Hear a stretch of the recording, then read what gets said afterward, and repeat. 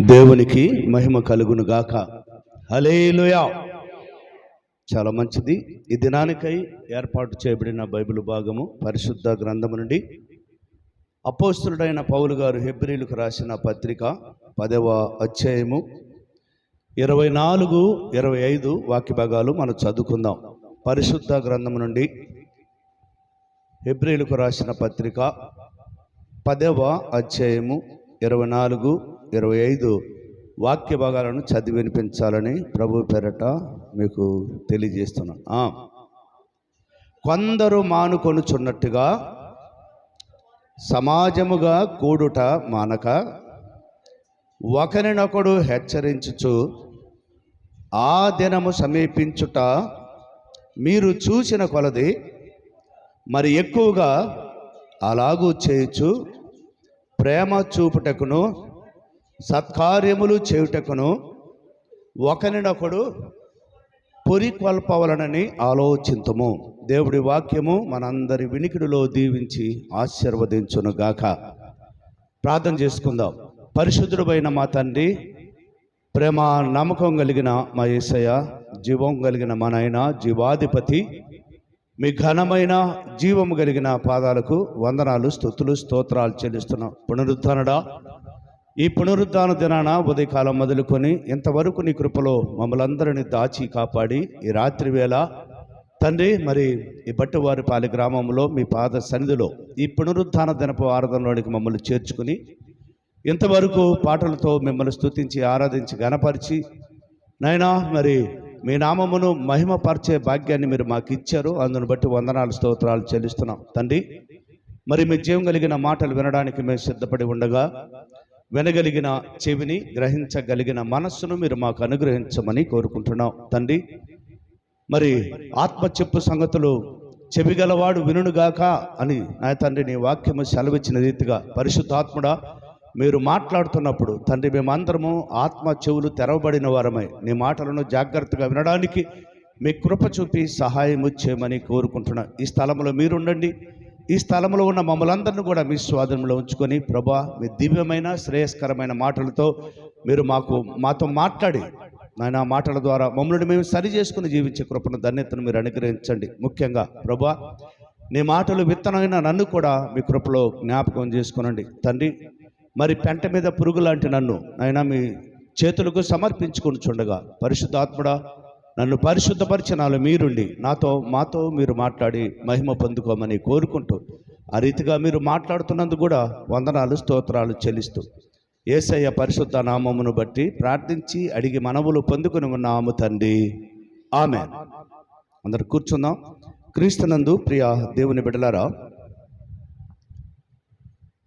మన ప్రభు అయిన యేసయ్య పరిశుద్ధ నామమును బట్టి ఈ రాత్రి వేళ ఈ పునరుద్ధాన దినపు ఆరాధనలో పాలు పంపులు పొందుకుని మీ అందరికీ వందనాలండి. అందరికీ వందనాలు. చాలా సంతోషం. దేవుని వాక్యము వినే సమయం కనుక కొద్ది నిమిషాలు జాగ్రత్తగా దేవుని మాటలు వినాలని ప్రభు పేరట మరి మిమ్మల్ని మీకు తెలియజేస్తూ కోరుకుంటున్నాను. చదువుకున్న వాక్య భాగాన్ని మనం గమనిస్తే అపోస్తలుడైన పౌలు గారు ఆ హెబ్రీ సంఘానికి పత్రిక రాస్తూ చాలా మంచి మాట, చాలా శ్రేష్టమైన మాట అక్కడ తెలియజేస్తున్నాడు. ఏమిటంట? కొందరు మానుకొనుచున్నట్టుగా సమాజముగా కూడుట మానక ఒకరినొకడు హెచ్చరించుచు ఆ దినము సమీపించుట మీరు చూసిన కొలది మరి ఎక్కువగా అలాగూ చేయొచ్చు ప్రేమ చూపుటకును సత్కార్యములు చేయుటకును ఒకరినొకడు పురికొల్పవలనని ఆలోచించము అంటాడు. అంటే పౌలు గారు మరి ఆ సంఘానికి, హెబ్రీ సంఘానికి ఈ మాట తెలియజేయడానికి ఉద్దేశం ఏంటో తెలుసా? కొందరు సమాజముగా దేవుడిచ్చిన సమయంలో సమాజముగా కూడుకొని ఆరాధన చేయవలసిన వారు దేవుని సన్నిధిలో మరి చేరి దేవుడు చేసిన మేలులకు కృతజ్ఞత చెల్లించవలసిన వారు ఏం చేస్తున్నారట?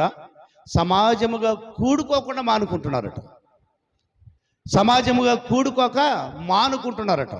అందుకు హెచ్చరిస్తున్నాడు, సమాజముగా కూడుకొని మీరు దేవుణ్ణి స్తుతించండి అంట. అంటే చాలా శ్రేష్టమైన మాట. సమాజముగా కూడుకొనట మానక ఏం చేయాలట? ఒకరినొకడు హెచ్చరించాలి. అంటే దాని ఉద్దేశం ఆ రాసింది ఆ దినము సమీపించిన కొలది అంటే ప్రభువు రాకడ సమీపించిన కొలదని ఆయన ఉద్దేశం. కానీ మనం ఆ మాటకు బదులుగా పునరుద్ధాన దినము లేక ప్రభువు దినము సమీపించిన కొలది ఒకరినొకరు హెచ్చరించుకుంటూ దేవుని సన్నిధిలో చేరి మనం దేవుని ఆరాధించడానికి ఆ హెచ్చరికతో కూడిన అనుభవం మనకుందా? చాలామంది సమాజముగా కూడుకొనట మానుకుంటున్నారు. అవసరం వస్తే దేవుడు కనపడుతున్నాండి, అవసరం తీరిన తర్వాత దేవుడు ఎవరో తెలియదు కదా. అందుకే ఆయన అంటున్నాడు, అలాంటి వ్యక్తిత్వం కలిగిన మనుషులు ఆదిమ సంగములుగా ఉన్నారు. అందుకే పరిశుద్ధాత్మ దేవుడు పౌలు గారి ద్వారా మాట తెలియజేశాడు. సమాజముగా కూడుకుంటేనే ఆశీర్వదించబడతాం, సమాజముగా కూడుకుంటే దేవుని ఉన్నతమైన మేలులు మనం అనుభవించగలం. సమాజముగా కూడుకోకపోతే నష్టపోతాం. కొంతమందిని చెప్తా, తండ్రికి దూరం అయిపోయి, తండ్రితో సమాజముగా కూడుకోకుండా దూరం అయిపోయిన వ్యక్తి మనకు తెలుసు. అబ్రహాం గారు ఆదికాండం 13వ అధ్యాయం చూస్తే మీరు తర్వాత చదువుకోలే, అక్కడ లోతు అబ్రహాం గారితో ఉన్నాడు. ఆయన గొర్రెల కాపరులకి ఈయన గొర్రెల కాపరికి చిన్న సమస్య వస్తే, గొడవ వస్తే విడిపోదాం అయ్యా, మనం రక్త సంబంధాలు మనం దూరం అయిపోతాం, విడిపోదాం, మనం ఎప్పుడు గొడవ పెట్టుకోకూడదని లోతుతో అబ్రహాం గారు చెప్తే తండ్రిని విడిచి వెళ్ళిపోవడానికి ఇష్టపడ్డాడు. తర్వాత తన కుటుంబాన్ని కోల్పోయాడు. అంటే దేవుని సన్నిధిలో సమాజంగా తండ్రి ఎదుట కూడుకొని నువ్వు ఆరాధించవలసిన వ్యక్తి తండ్రికి దూరం అయితే పరిస్థితి ఏంటి? లోతు దూరం అయిపోయాడు, చివరికి కుటుంబ వ్యవస్థే పాడైపోయింది. అలాగే బెత్లెహేము నుండి యెరికోకి వెళ్ళింది ఒక ఆమె. ఎవరామె? మనకు తెలుసు మనందరికీ. ఎలీమెలెకు తన భార్య నయోమిని తన బిడ్డలను తీసుకొని బెత్లెహేముని విడిచి ఎక్కడికి వెళ్ళిందంట? మోయాబు దేశమునకు వెళ్ళింది. క్షమించండి, యెరికో కాదు, మోయాబు దేశమునకు వెళ్ళినప్పుడు అక్కడ కరువు ఉంది, ఇక్కడ సమృద్ధి ఆహారం ఉందని వెళ్ళింది. అక్కడ కరువు వచ్చింది. తర్వాత అక్కడికి వెళ్ళి సమృద్ధిగా ఆహారం ఉందని వెళ్ళినటువంటి ఆమె తన భర్తను కోల్పోయింది, బిడ్డలను కోల్పోయింది, నష్టాన్ని చవి చూసింది. ఎందుకు మాటలు చెప్తున్నా అంటే, సమాజముగా కూడుకోకుండా నువ్వు మానుకుంటే జరిగే పర్యవసానం అది. అందుకే దేవుడు అంటాడు, నువ్వు సమాజముగా కూడుకుని దేవుని ఆరాధిస్తే కొన్ని మేలులు మనం అనుభవిస్తాం. ఏంటో త్వరగా క్లుప్తంగా కొన్ని మాటలు చెప్తా. చదవండి, రాజుల 2వ గ్రంథము 2వ అధ్యాయము. సమాజముగా కూడుకుంటే మనకు వచ్చే ప్రయోజనం ఏంటి, లేక మనకు వచ్చే మేలులు ఏంటి అనే కొన్ని మాటలు చాలా క్లుప్తంగా మనం ధ్యానం చేద్దాం. రాజుల 2వ గ్రంథము 2వ అధ్యాయము 19 నుండి కొన్ని మాటలు చదువుకుందాం. 19వ వచనం నుండి, 2వ అధ్యాయం 19వ వచనం, రాజుల 2వ గ్రంథం. త్వరగా. అంతటా ఆ పట్టణపు వారు, ఈ పట్టణం ఉన్న చోటు రమ్యమైనదని మా ఏలినవాడవైన నీకు కనబడుచున్నది, కానీ నీళ్లు మంచివి కావు, అందుచేత భూమి నిస్సారమై ఉన్నదని ఎలీషాతో అనగా అని రాశారు. ఎవరట? ఎలీషా గారి దగ్గరికి, ప్రవక్త గారి దగ్గరికి ఆ పట్టణంలో ఉన్న ప్రజలందరూ వచ్చారట. సమాజముగా కూడుకున్నారు అక్కడ. అంటే అంతకు మునుపు కొంత సందర్భం జరిగింది. ఏలియా గారు ఎత్తబడక మునుపు, ఆయన ఎత్తబడిన తర్వాత ఎలీషా గారు యెరికో ప్రాంతానికి వచ్చాడట. ఆ ప్రాంతానికి వచ్చిన తర్వాత అక్కడ ఉన్నటువంటి వారు, ఆ యెరికో ప్రాంతంలో ఉన్న ప్రజలు ప్రవక్త గారు వచ్చారని ఆయన దగ్గరికి వచ్చి, అయ్యా, నువ్వు చూస్తున్న ఈ స్థలం చాలా మంచిది అనుకుంటున్నావు, చాలా రమ్యమైనదిగా కనబడుతుంది అనుకుంటున్నావు, కానీ ఈ స్థలం మంచిది కదయ్యా. ఇక్కడున్న ఈ స్థలం అంతా లేక ఈ భూమి అంతా నిస్సారమైపోయింది, సారం లేని స్థితి అని ప్రవక్త గారికి చెప్తే, ప్రవక్త గారు ఒక మాట అంటాడు. ఏమంటాడు తెలుసా? అక్కడ అతడు కొత్త పాత్రలో ఉప్పు వేసి నా ఎద్దుకు తీసుకుని రండి అని వారితో చెప్పాను. వారు దానిని తీసుకుని రాగా అతడు ఆ నీటి ఊట ఎద్దకు పోయి అందులో ఉప్పు వేసి, యెహోవా సెలవిచ్చినదేమనగా, ఈ నీటిని నేను బాగు చేసి ఉన్నాను గనుక ఇక మీదట దీని వలన మరణము కలుగకపోవును, భూమియు నిస్సారముగా ఉండదు అనను. అంటే ఒక్కసారి ఆలోచించేద్దాం. సమాజముగా కూడుకున్నప్పుడే ఒక అద్భుత కార్యం జరుగుద్ది. పట్టణంలో ఉన్న ప్రజలందరూ ప్రవక్త దగ్గరికి వచ్చారు. అంటే యేసయ్య దగ్గరికి వస్తున్న మనము ఒకరినొకరు హెచ్చరించుకుంటూ, అయ్యా రేపు ఆదివారం పునరుద్ధాన దినం, ఎవరు ఎక్కడికి వెళ్ళదు, ఏ పని చేసుకోకూడదు, రండి మనమందరము కూడి సమాజముగా దేవుని ఆరాధిస్తామని హెచ్చరించే బాధ్యత మనకుంది. అలా హెచ్చరించాలంట, పురికొల్పాలి అనే 2 కింద రాసింది ఫుట్నోట్లో, రేపాలంట వాళ్ళని. వారు హృదయంలో వారు రగిలిపోయినట్టుగా నువ్వు రేపాలి, వారు నీ మాటలతో హెచ్చరించి దేవుని దగ్గరికి నడిపించాలి. రక్షించబడిన మనకు ఒక బాధ్యత దేవుడు ఇచ్చాడు. అందుకే మానుకుంటున్న సమాజముగా మానుకునే వ్యక్తులను నువ్వు హెచ్చరిస్తూ దేవుని సన్నిధికి నడిపించే వ్యక్తిగా ఉండాలని ఇదే నా ప్రభు మాట్లాడతా. అలా చేస్తే వచ్చిన ప్రయోజనము నిస్సారమైన మన జీవితాలలో సారవంతమైనటువంటి జీవితాలుగా దేవుడు మారుస్తాడట. హల్లెలూయా. కొత్త పాత్ర, నువ్వు ఒక కొత్త పాత్రగా నువ్వు ఎప్పుడైతే హెచ్చరించడానికి ఇష్టపడతావో యజమానుడైన దేవుని చేతిలో అర్హమైన పాత్రగా నువ్వు వాడబడడానికి ఇష్టపడతావు. అర్హమైన పాత్రగా దేవుడు నిన్ను వాడుకుంటాడు. అక్కడ రాసింది ఒక కొత్త పాత్రలో ఉప్పు వేసి నా ఎదురుగా తీసుకున్నారండి. ఉప్పు దేనికి సాదృశ్యం అంటే చెడిపోకుండా కాపాడుతుంది ఉప్పు. అంటే దేవుడు అంటాడు మీరు లోకానికి ఉప్పు అయి ఉన్నారు అంటాడు. లోకానికి ఉప్పు నువ్వైతే చెడిపోతున్న వాళ్ళు దేవుని దగ్గర నడిపించాలి కదా, నడిపిస్తున్నాం మనము. అంటే అక్కడ చెప్తుంది వాక్యం, మనం చదువుకున్న మూల వాక్యంలో ఒకరినొకరు హెచ్చరించుకొనుచు సమాజంగా కూడుకొని దేవుని ఆరాధించమని చెప్తుంది. ఒకరినొకరు హెచ్చరించుకొని రావాలంట. ఆ దినము సమీపించుకోవాలి. అంటే యేసయ్య రాకడం గురించి మాట్లాడాడు. అయితే పునరుద్ధాన దినం, ప్రభు దినాన్ని గురించి మనం మాట్లాడుకుందాం. ఏమవుద్ది? ఇదిగో ఈరోజు ఆదివారం నీ కుటుంబస్తులతో కావచ్చు, నీ బంధువులు, నీ స్నేహితులు, రక్త సంబంధులు ఎవరితోనైనా కావచ్చు, హెచ్చరించి దేవుని దగ్గర నడిపించవలసిన బాధ్యత మనకుంది. నువ్వు ఉప్పు లాంటి వ్యక్తిగా మార్చబడాలి. రుచికరంగా ఉండండి నీ మాటలు. ఎల్లప్పుడంట మన సంభాషణ ఉప్పు వేసినట్టుగా రుచిగలదిగా ఉండాలట. ఎప్పుడు తెలుసా? నువ్వు కొత్త పాత్రగా మార్చబడినప్పుడు, యజమానుడైన దేవుని చేతిలో ఒక కొత్త పాత్రగా మార్చబడితేనే నీ మాటలు అలా ఉంటాయి, ఉప్పులాగా ఉంటావు. అంటే నువ్వు ఎవరినైతే హెచ్చరిస్తావో నీ మాటలు ఆ వ్యక్తికి రుచికరంగా ఉంటాయి. ఆ వ్యక్తి ఖచ్చితంగా దేవుని దగ్గరికి వస్తుంది. ఒకసారి జ్ఞాపకం చేసుకుందాం. మరి మన జీవితాల్లో ఏనాడైనా ఎవరినైనా హెచ్చరించి నిస్సారమైన బ్రతుకులను నువ్వు సారవంతమైన బ్రతుకులుగా మార్చడానికి ఇష్టపడుతున్నావా? ఆ భూమి ఎందుకు నిస్సారమైందంటే ఒకసారి నిర్గమకాండం చదవండి. 15వ అధ్యాయం 22వ వాక్య భాగం రాసింది. నిర్గమకాండము 15వ అధ్యాయము 22వ వాక్య భాగం రాసింది. చాలా చక్కటి మాటలు అక్కడ రాస్తాడు. మోషే ఎర్ర సముద్రం నుండి జనులను సాగ చేయగా వారు సూరు అరణ్యములోనికి వెళ్ళి దానిలో 3 దినములు నడిచిరి.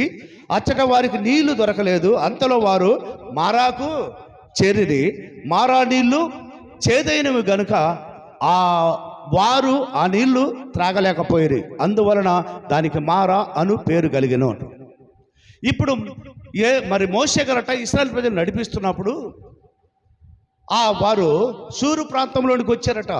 అక్కడికి వచ్చేసరికి ఒక అరణ్య ప్రాంతానికి వస్తే వారు నడిచి ఆ యాత్ర జీవితంలో అలసిపోయి దాహంగా ఉన్నారట. ఒక మారా అనే స్థలానికి వచ్చారు. ఆ మారా అంటే చేదు. ఆ స్థలంలో నీళ్ళన్నీ చేదుతో ఉన్నాయట, తాగడానికి రుచిగా లేవు. అక్కడికి వచ్చారు ఇశ్రాయేలు ప్రజలు. దాహము కొనిన వారు వెళ్ళి తాగితే అది చేదుకున్నాయట. వారు వచ్చి పరిగెత్తుకుంటూ మోషే గారితో, దైవజనుడా ఈ నీళ్ళు చాలా చేదుకున్నాయ్యా, మేము చచ్చిపోతాం, సావడానికి ఇక్కడ తెచ్చావా? సనగడం మొదలుపెట్టారట. అంటే ఇప్పుడు ఎరుకో ప్రాంతంలో ఉన్న ఆ భూమి నిస్సారం కావడానికి కారణం ఏంటి? వారి జీవితాలు చేదైన అనుభవంతో ఉన్నాయి. అందుకనే పౌలు గారు హెబ్రీ సంఘానికి పత్రిక రాస్తూ 12వ అధ్యాయము 3వ వాక్య భాగంలో ఒక మాట అంటాడండి. చాలా చక్కటి మాట. ఒక వ్యక్తిని గురించి మాట్లాడుతూ అక్కడ అంటాడు, మనం చదువుకున్న మూల వాక్యంలోనే అక్కడ పక్కనే ఉంటుంది. 12వ అధ్యాయము 15వ వాక్య భాగంలో రాసింది, మీలో ఎవడైనను దేవుని కృపను పొందకుండా తప్పిపోయేమో అనియు చేదైన వేరు ఏదైనా మొలచి కలవరపరచుట వలన అనేకులు అపవిత్రులైపోదురేమో అని అంటారు. అనేక మంది అంటే చేదైన వేరు, చేదు అనుభవం. చాలామంది కుటుంబాల్లో మాట్లాడితే సేవకులకి ఫోన్ చేసి, అయ్యా మా కుటుంబంలో మా పరిస్థితి బాగలేదయ్యా, ఎంత సంపాదించిన సంపాదన మరి అది నిలవడం లేదు, చిరిగిన సంచిలో వేసినట్లు ఉంటుంది, ఎందుకు ఈ శ్రమలో మాకు, ఎందుకు ఈ కష్టం మాకు, మా జీవితంలో సంతోషం లేదు అంటే చేదే వారి జీవితంలో. ఎప్పుడు వారి సంతోషం ఉండదు ఆ కుటుంబంలో. కారణం సమాజముగా కూడుకుని దేవుని ఆరాధించవలసిన వారు సమాజముగా కూడుకోకుండా లోకములో సంగమునకు వెలుపట ఉంటున్నారు. కాబట్టి వారు బ్రతుకులు చేదుగా మార్చబడి, వారి బ్రతుకులు చేదైపోయింది. చేదైన అనుభవం, సంతోషం ఉండదు, సమాధానం ఉండదు. అలాంటి స్థితి మన జీవితాలలో, మన కుటుంబ వ్యవస్థలో ఉండకూడదని రాత్రి ప్రభు అంటాడు, మీరు సమాజముగా కూడుకొనట మానక సమాజముగా కూడుకొని ఒకరినొకరు హెచ్చరించుకుంటూ మీరు సమాజముగా కూడుకోవాలంట. ఆ దినము సమీపించుకోలేదు. హెచ్చరిక అవసరం. పెద్దలుగా ఖచ్చితంగా అరే రేపు ఆదివారం మన గుడికి వెళ్ళాలి, ఇది హెచ్చరించే బాధ్యత మనది. పెద్దలుగా ఉన్నవారు ఖచ్చితంగా హెచ్చరిక చేయొచ్చు. ఎందుకంటే నీకున్న నీ పెద్దరికాన్ని బట్టి ఎవడు కూడా నీకు ఎదురు చెప్పలేడు. కూడుకుంటేనే చేదైన అనుభవం మధురముగా మార్చబడుతుంది. మనం చదువుకున్న నిర్గమకాండంలో మీరు తర్వాత వచనాలు చదివితే అక్కడ మోషే గారు దేవుడికి ప్రార్థన చేస్తారు, దేవా ఈ నీళ్లు చేదుకున్నాయి, ఇక్కడ మీరందరూ నా మీద తిరుగుబాటు చేస్తారు, ఇప్పుడు ఏం చేయాలంటే అదిగో అక్కడ ఒక చెట్టు ఉంది, దాన్ని నరికి దాన్ని అది ఆ నీటిలో వేయి. ఆ చెట్టు ఎప్పుడైతే కొమ్మ నరికి నీటిలో వేస్తాడో అది మధురముగా మార్చబడిందంట. దేవునికి మహిమ కలుగును గాక. ఆ కొమ్మ నజరేయుడైన యేసయ్య. యేసయ్య మొద్దున చిగురిస్తున్న కొమ్మది. ఆయన ఎప్పుడైతే మన జీవితంలోనికి మన కుటుంబంలోనికి వస్తాడో చేదు అయిన బ్రతుకులను మధురముగా మార్చే దేవుడు ఆయన. అందుకు సమాజముగా కూడుకుంటే జరిగే పర్యవసానం ఏంటంటే, పరిస్థితులు లేక జరిగే లాభం ఏంటయ్యా నువ్వు అంటే, నీ జీవితంలో నిస్సారమైన నీ జీవితాన్ని సారవంతంగా మారుస్తాడు, లేక చేదైన నీ అనుభవాన్ని మధురమైన అనుభవంగా మారుస్తాడు దేవుడు. అందుకే రాత్రి ప్రభు మనతో మాట్లాడుతున్నాడు, సమాజముగా అందరు కూడుకోండి, మానుకోవద్దు, ఒకరినొకరు హెచ్చరించుకోండి, రండి దేవుని సన్నిధికి. వారానికి 7 దినాలు మిష్టి ప్రకారం 6 దినాలు మిష్టి ప్రకారం పని చేసుకోమన్నాడు దేవుడు, అంతే కదా. 8వ దినం ఏం చేయాలంట? 8వ దినాన మీరు ఏ పని చేయకూడదు అన్నాడు. 8వ దినం ఏంది? ఒకసారి చదవండి, లేవికాండం 23వ అధ్యాయం 3వ వాక్య భాగం చదవండి త్వరగా. లేవికాండము 23వ అధ్యాయం 3వ వాక్య భాగం రాసింది. అక్కడ మన పితరులైనటువంటి ఇశ్రాయేలు ప్రజలతో మోషే గారి ద్వారా దేవుడు తెలియజేస్తూ మాట్లాడతాడండి. లేవికాండము 23:3లో 6 దినములు పని చేయవలను, వారము 7వ దినమున విశ్రాంతి దినము, అది పరిశుద్ధ సంగపు దినము. అందులో మీరు ఏ పని అయినా చేయకూడదు, మీ సమస్త నివాసముల యందు అది యెహోవా నియమించిన విశ్రాంతి దినము అంటాడు. వారమంతా ఇష్టం 6 దినాలు ఏ పని చేసుకో, 7వ దినం ఆయనది కదా, ఒక దినం ఆయన చెప్తున్నాడు విశ్రాంతి దినం. ఆ దినమంతా నువ్వు దేవుని సన్నిధిలో గడపాలట. మనం మహా అంటే 2 గంటలు గడపడానికి మహా కష్టం మనకి, అవునా కదా. దేవుని సన్నిధిలో విశ్రాంతి దినం, ఆ దినమంతా ఏ పని చేయకూడదు అంటే దేవుని సన్నిధిలో గడపాలి నువ్వు. అంటే వారమంతా దేవుడు నిన్ను ఎలా కాపాడాడో, నీ ప్రయాణములో నీ చేతి పనులన్నిటిలో దేవుడు నీకు ఏ రీతిగా తోడైండి కాపాడో వాటిని జ్ఞాపకం చేసుకుంటూ ఆ దినము దేవుని సన్నిధిలో గడపాలట. మనం గడపలేకపోతున్నాం, మహా కష్టం మనకి కదా. చాలామంది దేవుని సన్నిధిలో చేరి సమాజముగా కూడుకొని ఆరాధించడానికి కొంతమంది కష్టంగా ఉంటుంది. వారి మందిరానికి పోదాలంటే వాళ్ళకి ఎట్లా ఉంటుందంటే, వారిలో తేళ్ళు పాములు పారినట్టు పారికొన్నట్టు ఉంటుంది వాళ్ళ జీవితాల్లో. మళ్ళీ దేవుడేమో ఆశీర్వదించాలి, కానీ దేవుని ఆశీర్వాదాలు పొందుకోవడానికి అర్హమైన పాత్రగా ఉండరు, నిస్సారమైన జీవితం జీవిస్తుంటారు. ఎలా దేవుడు నిన్ను ఆశీర్వదిస్తుడు, ఎలా సారవంతమైన వ్యక్తిగా నేను మనల్ని మారుస్తాడు ఒకసారి జ్ఞాపకం చేసుకోండి. అందుకే ఇది రాత్రి ప్రభు మనతో మాట్లాడుతున్నాడు. ప్రియమైన దేవుని బిడ్డలారా, నీవు నేను మనం సమాజముగా కూడుకుంటే జరిగే ఆ ప్రయోజనం ఏంటంటే, నిస్సారమైన మన బ్రతుకులను సారవంతంగా మారుస్తాడు, చేదైన అనుభవాన్ని మధురముగా మారుస్తాడు. యేసయ్య మనలోనికి వస్తే మన జీవితాలే మధురంగా మార్చబడతాయని రాత్రి వేళ పరిశుద్ధాత్మ దేవుడు మనతో మాట్లాడుతున్నాడు. రెండవదిగా చూడండి, సమూయేలు మొదటి గ్రంథము 19వ అధ్యాయము 19-20 వాక్య భాగాలు చదువుకుందాం. పరిశుద్ధ గ్రంథం నుండి సమూయేలు మొదటి గ్రంథము 19వ అధ్యాయము 19-20 వాక్య భాగాలు చదువుకుందామండి. దావీదు రామా దగ్గర నాయోతులో ఉన్నాడని సౌలునకు వర్తమానము రాగా, దావీదును పట్టుకొనుటకై సౌలు దూతలను పంపెను. వీరు వచ్చి ప్రవక్తలు సమాజముగా కూడుకొని ప్రకటించుటయు, సమూయేలు వారి మీద నాయకుడుగా ఉండుటయు చూడగా, దేవుని ఆత్మ సౌలు పంపిన దూతల మీదకి వచ్చెను గనుక వారును ప్రకటింప ఆరంభించిన. దేవునికి మహిమ కలుగును గాక. మొట్టమొదటిగా నువ్వు ఎప్పుడైతే సమాజముగా కూడుకొని దేవుని ఆరాధిస్తావో, దేవుని ఉన్నతమైన ఆశీర్వాదాన్ని లేక ఉన్నతమైన దీవెన మనం పొందుకుంటాం. ఏంటి అంటే, నిస్సారమైన మన బ్రతుకును సారవంతమైన బ్రతుకుగా మారుస్తాం. అంత మాత్రమే కాదు, చేదైన అనుభవం నీలో ఉంటే మధురంగా మారుస్తుంది. రెండవది అంటాడు, నువ్వు సమాజముగా కూడుకుని దేవుని ఆరాధిస్తే పరిశుద్ధాత్మ చేత నువ్వు నింపబడతావు. ఇక్కడ మనం చదువుకున్న వాక్య గమనిస్తే దావీదుని పట్టుకోవటానికి సౌలు అంట రాజుగా ఉన్న మొదటి రాజుగా ఉన్న సౌలు గారట దావీదుని పట్టుకోవటానికి ఆయన సేవకులను లేక సైనికులను, ఇప్పుడు మనం చెప్పుకుంటే పోలీసు వ్యవస్థ, పోలీసులను పంపించాడు. ఆయన సైనికులు పలానా దగ్గర రామలో మరి సమూయేలుతో ఉన్నాడు, అక్కడికి వెళ్ళి దావీదుని పట్టుకొని రండిరా అని తన సైనికులు పంపిస్తే అక్కడ సమూయేలు ఒక స్థలంలో ఎత్తైన స్థలంలో నిలబడి ఉన్నాడు. అక్కడ సమాజముగా సంఘమంతా కూడుకొని ఉంది. దేవుని బాగా ఆరాధన చేస్తూ ఆత్మతో నింపబడి ప్రవశిస్తున్నారు.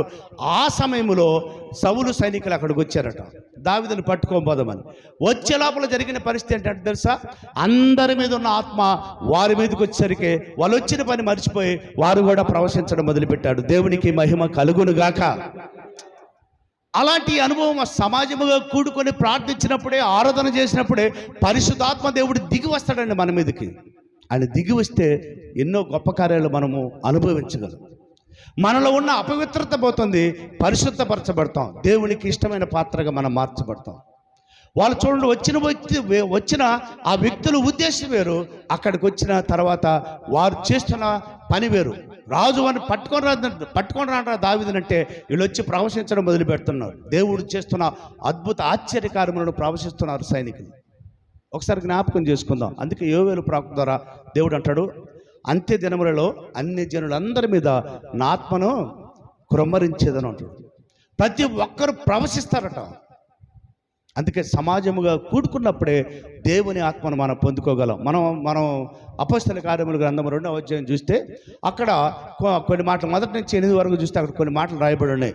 అందరట దేవుడు ఆరోహణమైపోయిన తర్వాత, యేసయ్య ఆరోహణమైపోయిన తర్వాత 120 మంది మేడగదులు చేరారట. యేసయ్య శిష్యులు, కొంతమంది స్త్రీలు, పురుషులు కలిసి అక్కడ చేరి వారు దేవుని బాగా ప్రార్థన చేస్తూ దేవుని స్తుతిస్తూ గణపరుస్తున్నప్పుడే పరిశుద్ధాత్మ వారి మీదకి అగ్ని వలె దిగి వచ్చి వాళ్ళందరి మీద వ్రాలినప్పుడు వారందరూ పరిశుద్ధాత్మతో నింపబడిన వారే అన్య భాషలతో మాట్లాడడం మొదలుపెట్టారట.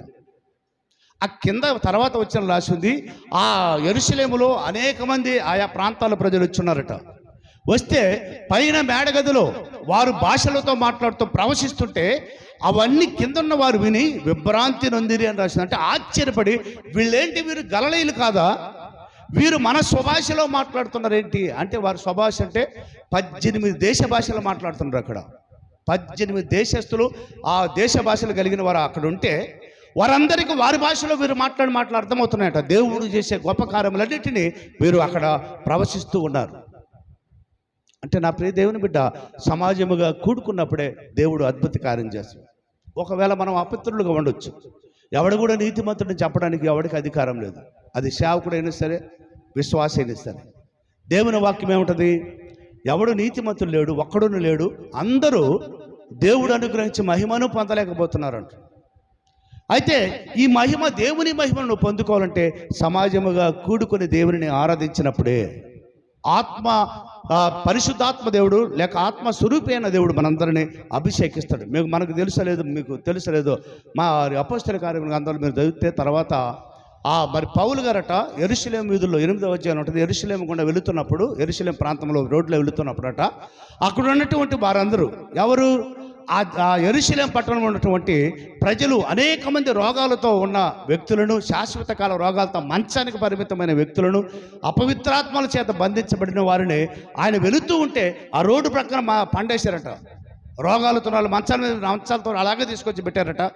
దయ్యాలు బట్టి అల్లాడుతున్న వారిని అక్కడ రోడ్డు ప్రక్కన పెట్టారట. కారణం తెలుసా, ఈ పేతురు నీడ ఎవరి మీదైనా పడినా వారు స్వస్థత పొందుకుంటారనే ఉద్దేశం.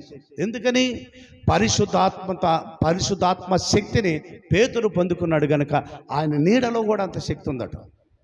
అందుకు సమాజముగా కూడుకొని దేవుని ఆరాధించాలని ప్రభు ఈ దినాన మనతో మాట్లాడుతున్నాడు. నాయోతు అనే ప్రాంతం, దాని ఉద్దేశం అర్థం ఏంటంటే నివాసము అని అర్థం.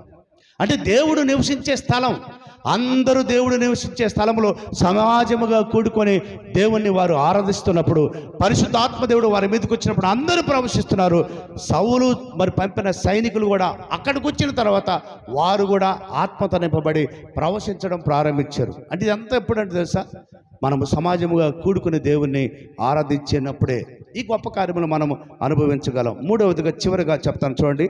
చివరిగా మరి ఆ అపోస్తల కార్యముల గ్రంథము 12వ అధ్యాయము, అంటే సమాజముగా కూడుకుంటే కలిగే ప్రయోజనాల గురించి చెప్తున్నా.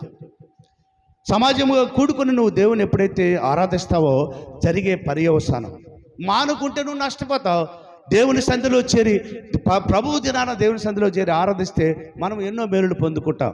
పద్మాసు దీవులో యోహాను తీసుకెళ్ళి అక్కడ పద్మాసు దీవులో వేస్తే, పద్మాసు దీవులు అంట పద్మాసు అనే దీవిలో ప్రభువు దినాన ఆత్మవశుడయ్యాడట. ప్రభు దినం అంటే ఇదే ఆదివారమే.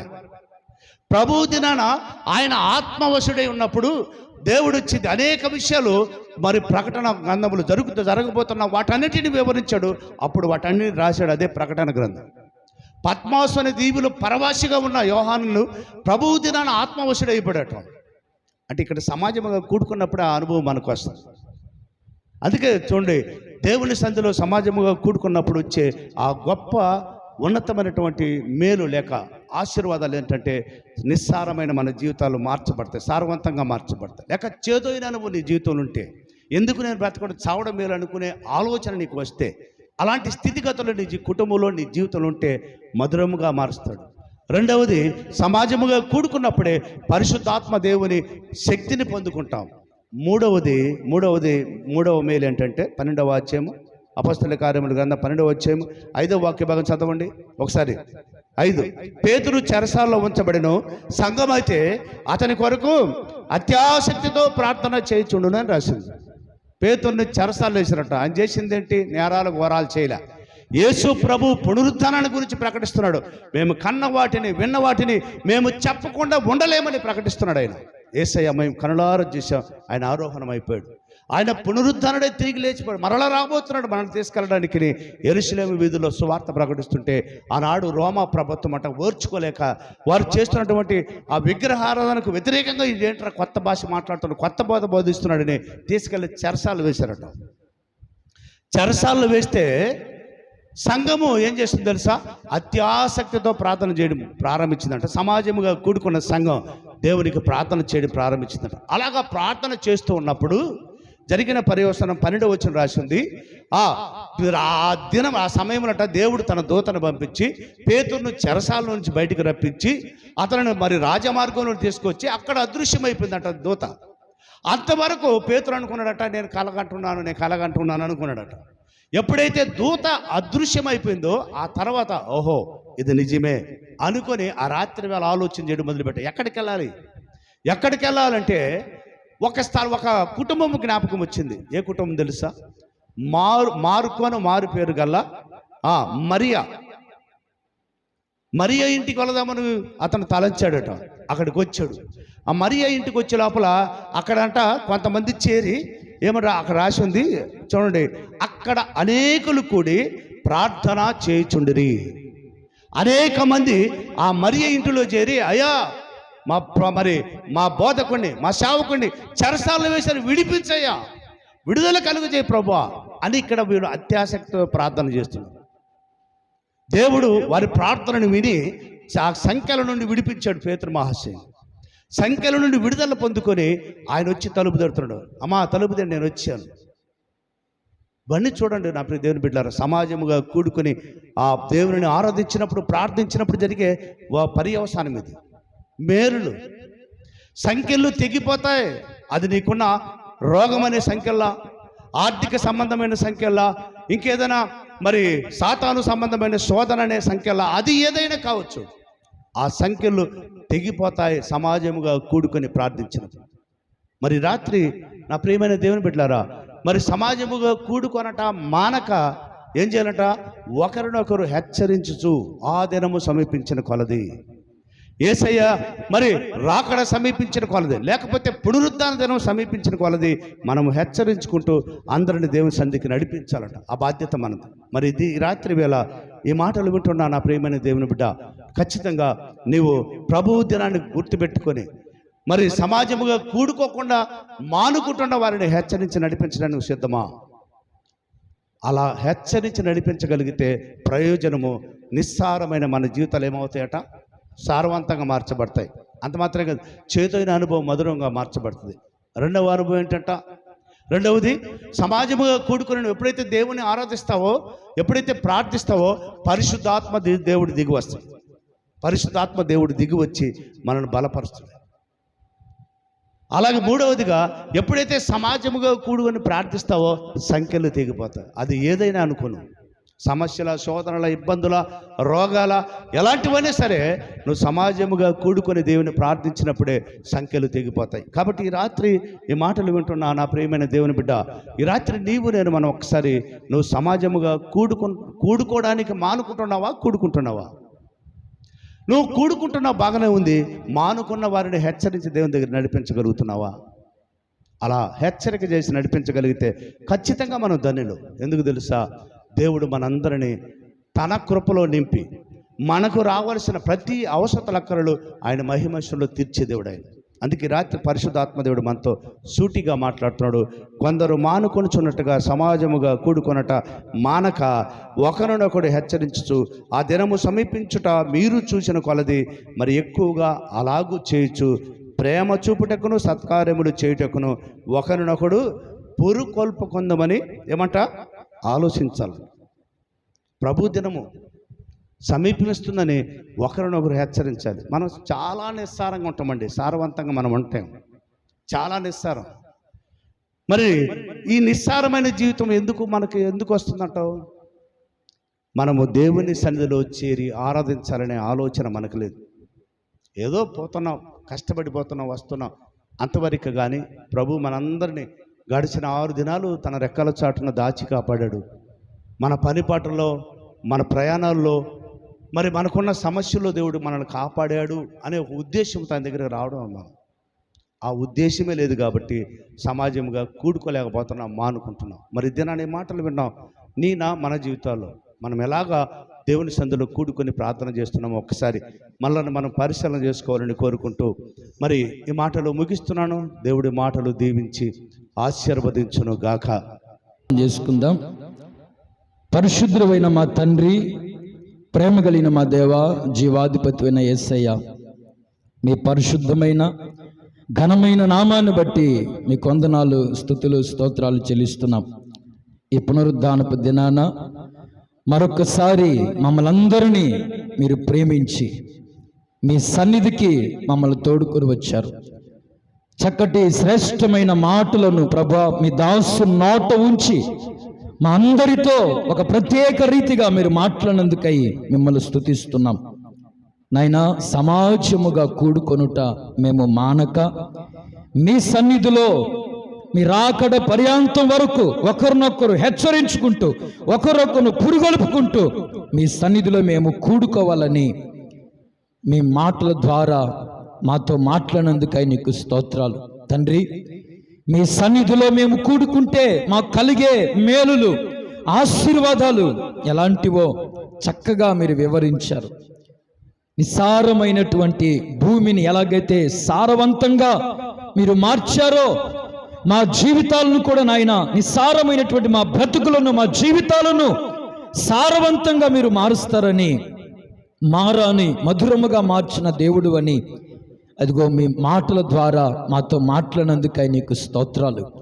మీ సన్నిధిలో మేము కూడుకుంటే ఆనాడు దావీదు మహారాజు నాయోతు అనే స్థలములో కూడుకొనటం వలన తండ్రి సౌలు తన దాసులను పంపించినప్పుడు నాయన పట్టి బంధించాలని అయా పంపించినప్పుడు ఆ నాయోతు స్థలములో కూడుకొనటం వలన అయ్యా ఇదిగో వారు ఆత్మ చేత నింపబడిన వారై మిమ్మల్ని స్తుతించి గణపరిచి ఆరాధింపసాగిరని, మిమ్మల్ని ప్రకటించారని మీ లేఖనాల ద్వారా మాట్లాడుతూ వచ్చారందుకై నీకు స్తోత్రాలు. మీ సన్నిధిలో మేము కూడుకుంటే నాయనా మీ ఆత్మచేత మమ్మల్ని నింపుతారని, అభిషేకించి బలపరుస్తారని, మీ ఆత్మచేత మమ్మల్ని నడిపిస్తారని మీరు మాతో మాట్లాడినందుకై నీకు స్తోత్రాలు. అంతేకాకుండా మీ సన్నిధిలో మేము కూడుకొని ప్రార్థన చేస్తే, అయా నాడు పేతురు చెరసాల్లో ఉన్నప్పుడు సంఖ్యలను ఎలాగూ తెంచబడ్డాయో అలాగ నాయన మా జీవితాల్లో ఉన్నటువంటి ప్రతి బంధకాలన్నీ కూడా తెంపివేస్తారని నాయనా మీరు మాతో మాట్లాడారు. అవునయ్యా, ఇంతకాలం మీ సన్నిధికి దూరం అయిపోయి ఈ ఆశీర్వాదాలు మేము పోగొట్టుకున్నాం, ఈ మేలు మేము పొందుకోలేకపోయాం తండ్రి. ఇక మీదట మీ వాక్యం వినిన మేము మీ సన్నిధిలో కూడుకుంటూ మీ రాకడ పర్యాంతం వరకు నాయన ఒకరినొకరు హెచ్చరించుకుంటూ, ఒకరినొకరు పురుగొలుపుకుంటూ నాయన మీ సన్నిధిలో కూడుకొని మా జీవితాలను సారవంతంగా మార్చుకుంటూ మీ ఆత్మచేత నింపబడి మా జీవితంలో ఎదురవుతున్న ప్రతి బంధకాలన్నింటినీ కూడా తొలగించుకొని సంతోషంగా సమాధానంగా ప్రభువా మీ సన్నిధిలో మేము జీవిస్తామని మీ మాటల ద్వారా మాట్లాడినందుకై నీకు స్తోత్రాలు. విన్న ప్రతి మాట మా హృదయాల్లో స్థిరపరచండి. ఎంతమంది అయితే మాటలు విని ఉన్నారో ప్రతి బిడ్డల జీవితంలో మీ కార్యాలు జరిగించమని ప్రార్థన చేస్తున్నాం. కూడి వచ్చిన బిడ్డలందరినీ కూడా దీవించండి, ఆశీర్వదించండి. మీ పునరుద్ధానపు మేలులతో, దీవెనలతో, ఆశీర్వాదాలతో మీ బిడ్డల మీరు నింపమని ప్రార్థన చేస్తున్నాను. వాక్యం విత్తన మీద ఆస్తులను, కుటుంబాన్ని, పరిచయను, సంఘాలను దీవించి ఆశీర్వదించని నాయన. ప్రాముఖ్యంగా ఇదిగో ఈ ప్రాంతాన్ని, సేవను, ఈ పరిచర్యను కూడా మీరు ఆశీర్వదించి అభివృద్ధి ఫలింపు చేయమని అయ్యా ఇంతవరకు ఈ ఆరాధన అంతట్లో కూడా తోడైన నడిపించినందుకై స్తోత్రాలు చెల్లిస్తూ వెత్తబడిన కానుకలను బట్టి వందనాలు. నూరంతల ప్రతిఫలం బిడలకు అనుగ్రహించమని, ఘనత, మహిమ, ప్రభావాలు మీరు మాత్రమే పొందుకోమని నజరేయుడైన యేసు క్రీస్తు నామమున ప్రార్థించి అడిగి మనవులు పొంది ఉన్నాము తండ్రి. ఆమేన్. మన తండ్రి అయిన దేవుని ప్రేమ, ప్రభువైన యేసు క్రీస్తు కృప, పరిశుద్ధాత్ముని యొక్క సన్నిధి, సహవాసము, సమాధానం ఇప్పుడు ఎల్లప్పుడు మనకును సకల కోటి పరిశుద్ధులకును సదాకాలము వాక్యమిన ప్రతి బిడ్డకును ఆయన కృప తోడయుండును గాక. ఆమేన్, ఆమేన్, ఆమేన్.